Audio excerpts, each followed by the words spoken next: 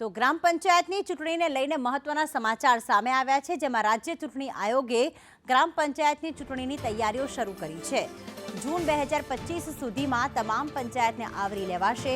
2 વર્ષથી ગ્રામ પંચાયતોની ચૂંટણીઓ હાલમાં પેન્ડિંગ છે અને ચૂંટણી આયોગે તૈયારી શરૂ કરી છે। તો ગ્રામ પંચાયતની ચૂંટણીને લઈને મહત્વના સમાચાર, એપ્રિલ અથવા તો મે માસમાં આ ચૂંટણીઓ યોજાઈ શકે છે।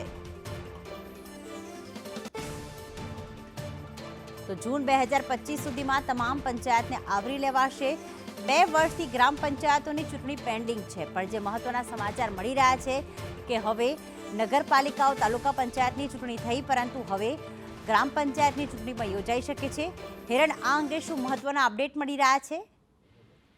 જે માહિતી મળી રહી છે તે અંતર્ગત 30 જૂન 2025 સુધીમાં જે પણ ગ્રામ પંચાયતો ખાલી થયેલી છે અથવા તો 30 જૂન સુધીમાં ખાલી થાય છે એવી તમામ ગ્રામ પંચાયતોની ચૂંટણી રાજ્ય ચૂંટણી આયોગ યોજવા જઈ રહ્યું છે અને એના જ ભાગરૂપે તમામ જિલ્લા કલેક્ટરોને પત્ર લખવામાં આવ્યો છે કે જે જગ્યાઓ પર આ ગ્રામ પંચાયતોની ચૂંટણી સંભવ છે એ જગ્યાઓ પર 100% ભૌતિક ચકાસણી મતદાન મથકોની કરી અને એની તૈયારીઓ પૂરી કરી રાજ્ય ચૂંટણી આયોગને રિપોર્ટ કરવાનો રહેશે।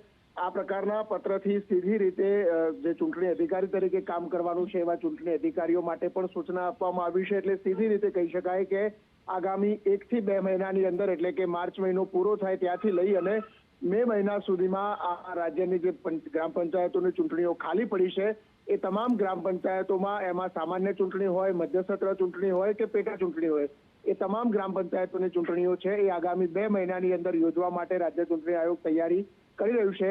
સ્થાનિક સ્વરાજ્યની સંસ્થાઓમાં તાલુકા પંચાયત, જિલ્લા પંચાયત પછી હવે ગ્રામ પંચાયતોની ચૂંટણી પણ પહેલી વખત 27% OBC અનામત સાથે યોજાશે। આભાર હિરેન, તમામ વિગતો માટે।